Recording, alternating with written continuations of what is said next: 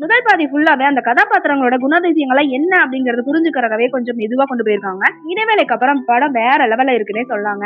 அடுத்தடுத்து வர ட்விஸ்ட் அடுத்து என்ன ஆகும் அப்படிங்கறத கொஞ்சம் பரபரப்பாவே கொண்டு போயிருக்காங்க. ஹியூமா குரேஷி வாய் பேச முடியாத காது கேட்காத கேரக்டர்ல ரொம்ப பாவமான முகத்தை வச்சுட்டு கொலை செய்யற காட்சிகள்ல மிரட்டியிருக்காங்கன்னே சொல்லலாம். எமோஷனல் காட்சிகளையும் சரி கிளைமேக்ஸ்லயும் சரி அருமையா நடிச்சிருக்காங்க. சிக்கந்தர் கேர் வில்லனா மிரட்டியிருக்காருன்னே சொல்லலாம். ஆரம்பத்துல காமெடி மாதிரி காட்டிட்டு அதுக்கப்புறம் அவரோட கொடூர முகத்தை காட்டின அந்த டிரான்ஸ்ஃபர்மேஷன் அருமையா இருக்கு. சங்கி பாண்டே பட்டியல் படத்துல வர ஹனிபா கதாபாத்திரம் போல ஒரு கச்சிதமான நடிப்பை இந்த படத்துல கொடுத்திருக்காரு.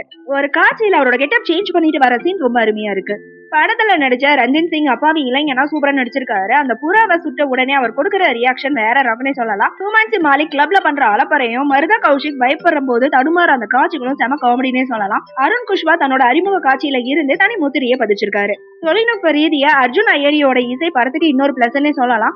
அதே மாதிரி டோஜோ சேவியரோட அந்த கேமரா ஒர்க்கும் நிகில் அந்த ஆஷியோட படத்தொகுப்பும் அருமையா இருக்கு. முதல் பாதியை விட ரெண்டாம் பாதியில ரொம்ப வேகமாவும் விறுவிறுப்பாவுமே கொண்டு போயிருக்காங்க. படம் ஃபுல்லாவே கியூமேக்ஸ் சிக்கந்தர் சங்கி அவங்க 3 பேர்த்த சுத்தி தான் கதை நகர்ந்துட்டு போகுது. குறிப்பா கிளைமேக்ஸ் ட்விஸ்ட் படத்தோட மிகப்பெரிய பிளஸ்னே சொல்லலாம்.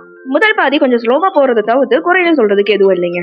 ஆக முதல்ல பேபி டூ டை டூ படம் எப்படி இருக்குன்னு கேட்டீங்கன்னா குட் உமன் கதையை மட்டும் இல்லாம பாக்ஸ் ஆஃபீஸ்லயும் ஹிட் அடிச்சிருக்குன்னே சொல்லலாம். வித்தியாசமான கிரைம் த்ரில்லர் பார்க்கணும்னு நினைக்கிறவங்க இந்த படத்தை மிஸ் பண்ணாம பாருங்க.